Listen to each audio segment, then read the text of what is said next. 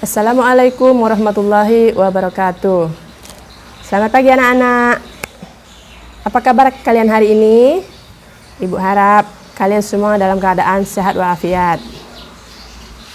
Rasanya kita sudah lama sekali tidak bertemu ya anak-anak ya.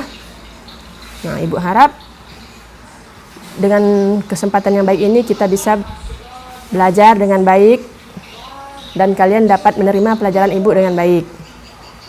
Oke, kita mulai materi fikih pada hari ini. Kita lanjutkan tentang sholat 5 waktu. Baiklah, kalian kan sudah punya buku siswa semua kan? Nah, silakan dibuka halaman 19 tentang sholat 5 waktu. Nah, untuk mempersingkat waktu, kita bahas satu persatu ya. Kalian bisa perhatikan dari slide yang akan ibu perlihatkan di dalam kamera kalian. Baiklah, kita mulai dari pertama ya.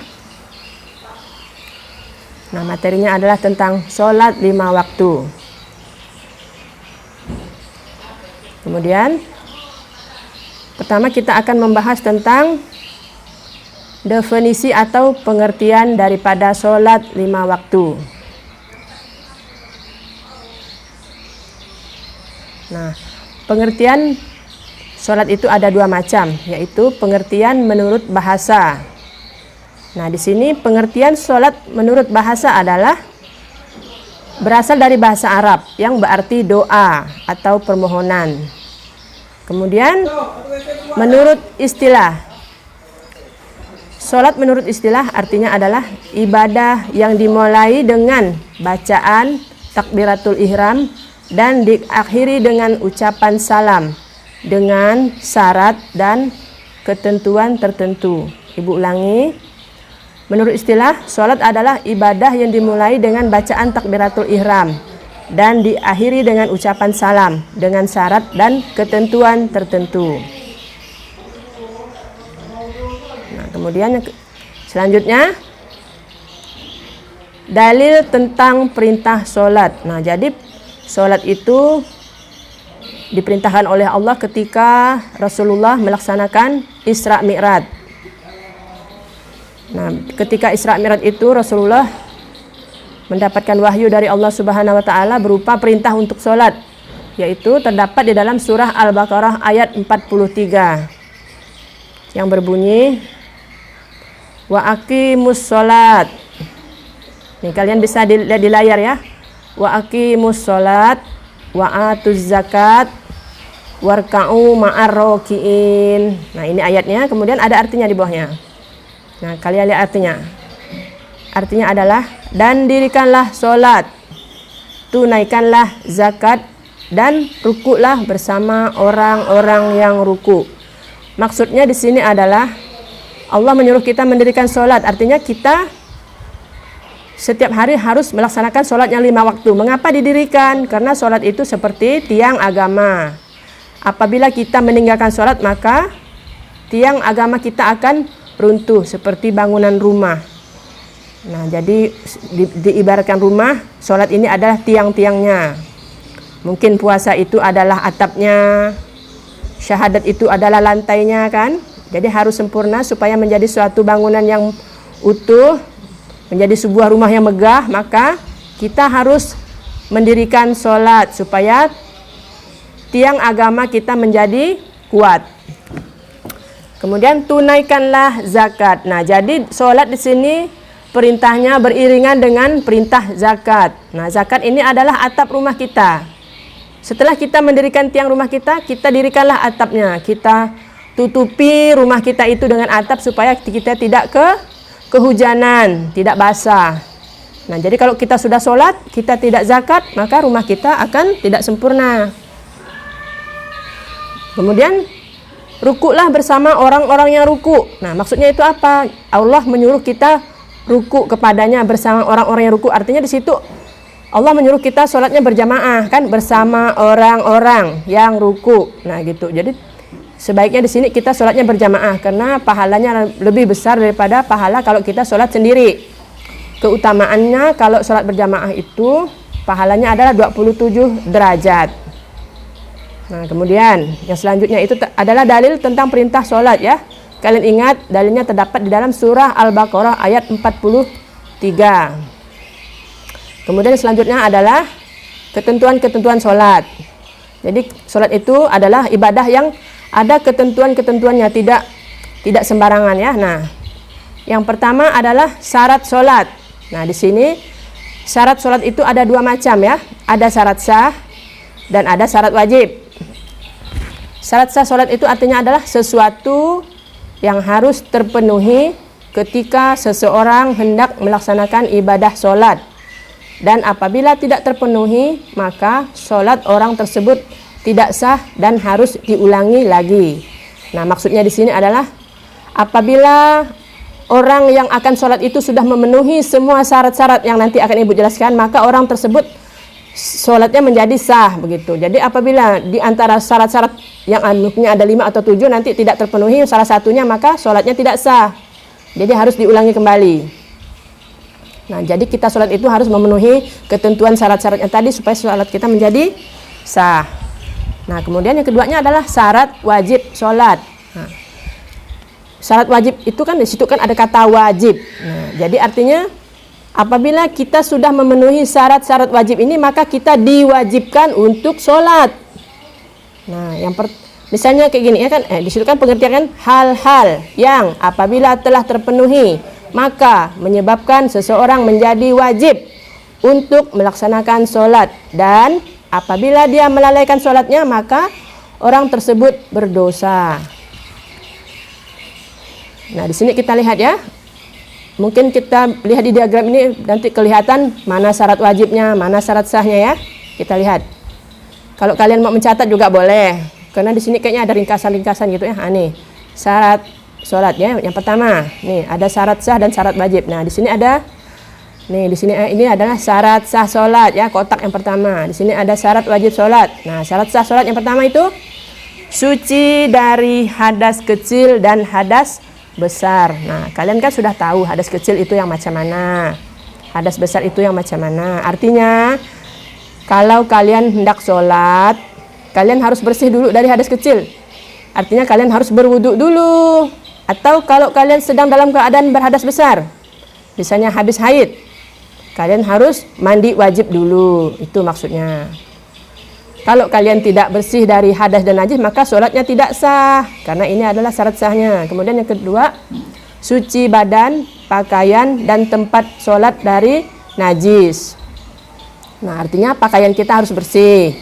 Baju yang kita gunakan harus bersih. Badan kita harus bersih. Dari atas sampai ke kaki ya. Kemudian tempat sholat kita juga harus bersih. Tidak boleh di tempat sholat kita itu ada najis, kotoran ayam, atau kotoran cicak. Ya, harus dibersihkan terlebih dahulu sebelum kita melaksanakan sholat.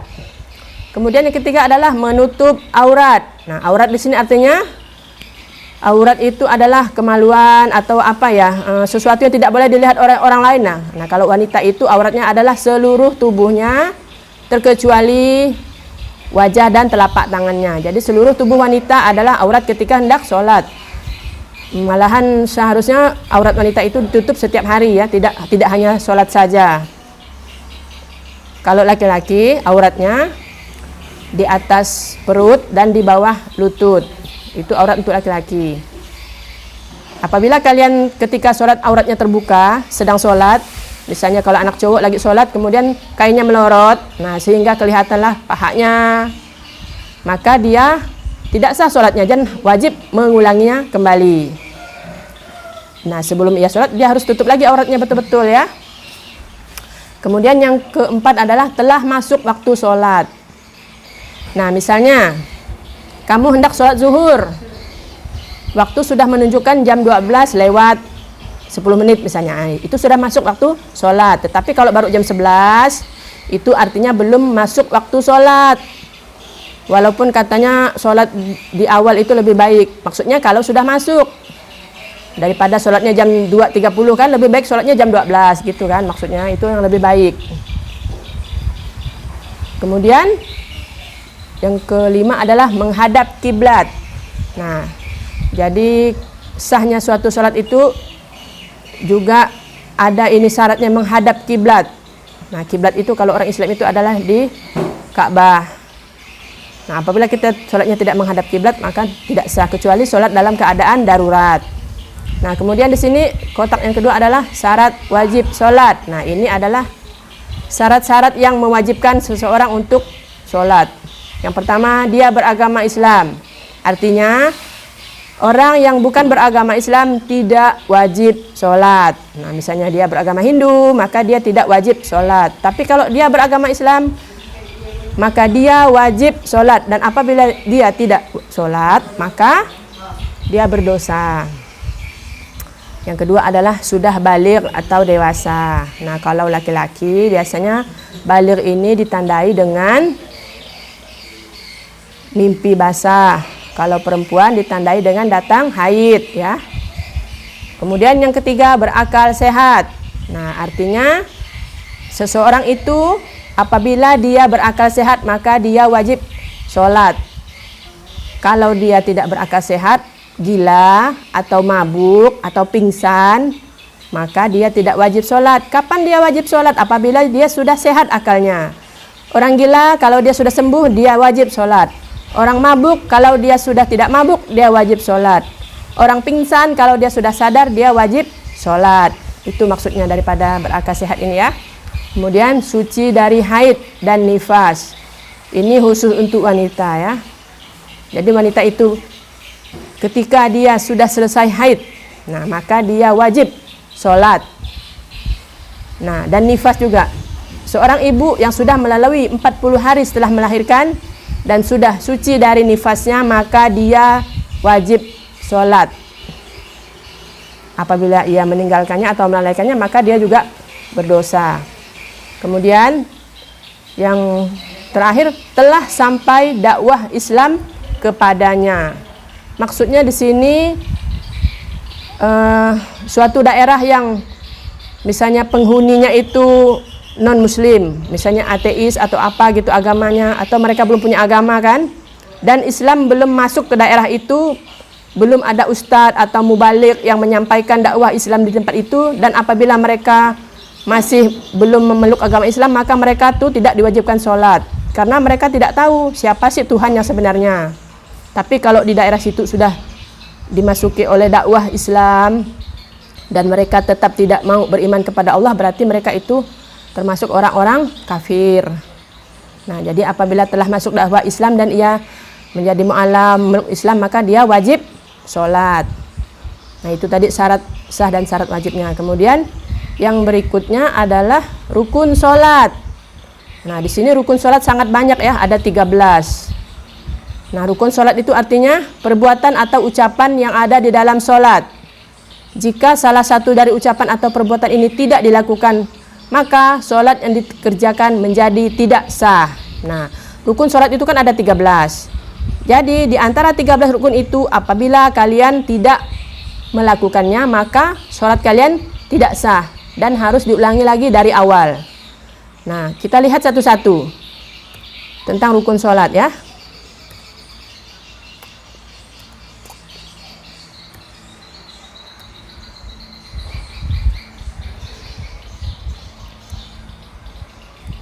Nah, yang pertama, rukun sholat yang pertama adalah membaca niat. Nah, ini tergantung dengan sholatnya, ya. Misalnya sholatnya sholat subuh, kalian kan sudah tahu niatnya. Nawait usolli fardus subhi rakaataini adaan makmuman lillahi ta'ala. Nah, itu sholat subuh. Tergantung sholatnya, mau maghrib, isya, kalian harus membaca doa, membaca niat. Kalau kalian tidak membaca niat, maka sholat kalian tidak sah. Kemudian berdiri bagi yang mampu. Jadi sholat itu diusahakan berdiri bagi orang yang memiliki kaki, ya. Kalau dia rematik, nggak bisa berdiri, dia boleh duduk. Dia tidak bisa duduk, dia boleh berbaring. Dan masih banyak cara-cara yang lain, ya. Kemudian yang ketiga adalah takbiratul ihram. Takbiratul ihram ini adalah mengangkat tangan ketika membaca Allahu Akbar, gitu, ya. Nah, itu namanya takbiratul ihram. Kemudian rukun yang keempat adalah membaca surah Al-Fatihah. Nah, jadi kalau kalian tidak membaca Al-Fatihah setelah takbiratul ihram itu, lupa misalnya, buru-buru, nah sholatnya tidak sah. Kemudian yang selanjutnya adalah ruku dengan tumak ninah. Nah, setelah Al-Fatihah ruku. Tumakninah itu apa? Tumakninah itu artinya berjeda gitu loh. Berjeda maksudnya tidak terburu-buru. Ada napas, ambil napas gitu, 5 tarikan atau berapa gitu kan, jangan cepat-cepat. Nah, kemudian i'tidal dengan tumakninah. I'tidal itu adalah bangun dari ruku sambil membaca Sami Allahu liman hamidah Rabbana lakal hamd dan seterusnya. Itu namanya i'tidal. Itu juga harus dilakukan dengan tumakninah. Kemudian yang ketujuh adalah sujud 2 kali dengan tumakninah. Setelah i'tidal kan kita sujud. Pertama, subhana rabbiyal a'la wa bihamdi. Habis itu kan duduk. Duduk kan. Kemudian sujud lagi. Kedua sujud itu adalah rukun. Jadi harus dikerjakan. Jadi kalau kamu cuma sujudnya 1 kali, itu tidak sah. Kemudian yang kedelapan adalah duduk di antara 2 sujud dengan tumakninah. Nah, tadi udah sujud pertama, duduk. Kemudian sujud lagi, baru berdiri lagi kalau sholatnya belum selesai. Misalnya sholat subuh kan 2 rakaat tuh. Berarti sujudnya 2 kali, bangun lagi ya. Nah, kemudian yang ke-9 adalah duduk tasyahud akhir dengan tumakninah. Kemudian membaca doa tasyahud akhir yang bacanya at-tahiyatul mubarakatus salawatut thayyibatulillah. Nah, itu nanti akan kita bahas pada pertemuan berikutnya. Mungkin kita akan mempraktekkan sholat kita. Kemudian yang ke-11 adalah membaca salawat atas Nabi. Allahumma sholli ala Muhammad wa ala sayyidina Muhammad kama sholaita ala Ibrahim dan seterusnya. Itu namanya salawat ya. Salawat atas Nabi. Kemudian yang ke-12 adalah mengucapkan salam. Mengucapkan salamnya itu rukun. Nah, masalah menoleh ke kanan dan ke kirinya itu, ke kanannya itu yang rukun, ke kirinya itu sunnah. Kemudian yang terakhir adalah tertib atau berurutan. Nah, maksudnya itu antara rukun yang pertama sampai rukun yang ke-12 itu harus berurutan melakukannya. Jadi tidak boleh habis baca niat langsung sujud, baru ruku gitu ya, tidak boleh. Jadi harus berurutan dari nomor 1 sampai nomor 13. Nah, itu adalah hal-hal yang termasuk rukun-rukun sholat. Mungkin nanti kalau kita praktekkan lebih mengerti kan. Kemudian sunnah-sunnah sholat. Nah, di sini ada sunnah-sunnah sholat ya. Ada 2 macam. Ada sunnah abad dan sunnah hayat.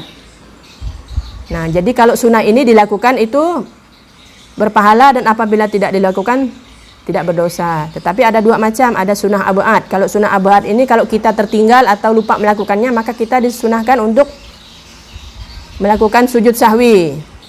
Itu namanya sunnah abad. Kemudian sunnah hayat. Nah, kalau sunnah hayat ini kita terlupa, tidak mengerjakannya, maka tidak disunahkan untuk sujud sahwi. Nah, kemudian hal-hal yang termasuk hayat dan abad tadi ada di sini ya. Nih, ada tabelnya. Nih, kalian bisa baca. Tuh, nampak kan? Yang sunnah abad ada 4 macam. Nah, ada duduk tasyahud awal, membaca tasyahud awal, membaca salawat Nabi pada tasyahud awal, kemudian membaca salawat kepada keluarga Nabi pada tasyahud akhir, itu abad. Jadi apabila 4 ini tidak kalian lakukan ketika sholat, maka kalian disunahkan untuk sujud sahwi. Nah, kalau yang hayat, sunnah hayat itu ada 6. Nah, seperti mengangkat tangan ketika takbiratul ihram, kemudian bersedekap. Nah, bersedekap itu meletakkan tangan di atas dada. Kemudian memandang ke arah sujud, memandang ke sejadah itu sunnah hayat. Kalau tidak dilakukan pun tidak apa-apa, tapi lebih khusyuk kalau dilakukan ya. Kemudian membaca doa iftitah, Allahu akbar kabira walhamdulillahi katsira dan seterusnya itu juga sunnah hayat. Kemudian diam sebentar sebelum membaca Al-Fatihah. Nah, jadi setelah membaca doa iftitah tadi itu diam sebentar beberapa detik, kemudian kita membaca A'udzubillahi minasyaitonirrajim, bismillahirrahmanirrahim, Al-Fatihah sampai selesai, waladhdallin, amin. Nah, kemudian yang ke-6 adalah membaca ta'awuz sebelum membaca Al-Fatihah. Ta'awuz itu apa? A'udzubillahi minasyaitonirrajim. Itu adalah kalimah untuk berlindung kepada Allah dari godaan syaitan yang terkutuk. Nah, Ibu rasa materi kita hari ini cukup di sini dulu karena waktunya juga tidak banyak ya. Ibu harap kalian bisa menerima dengan baik apa yang Ibu sampaikan, dan apabila ada pertanyaan atau apa yang kurang jelas, kalian bisa sampaikan lewat WhatsApp ya. Kirimkan saja ke Ibu langsung, nanti akan Ibu balas. Ibu ucapkan terima kasih atas perhatiannya. Wabillahi taufik wal hidayah. Wassalamualaikum warahmatullahi wabarakatuh.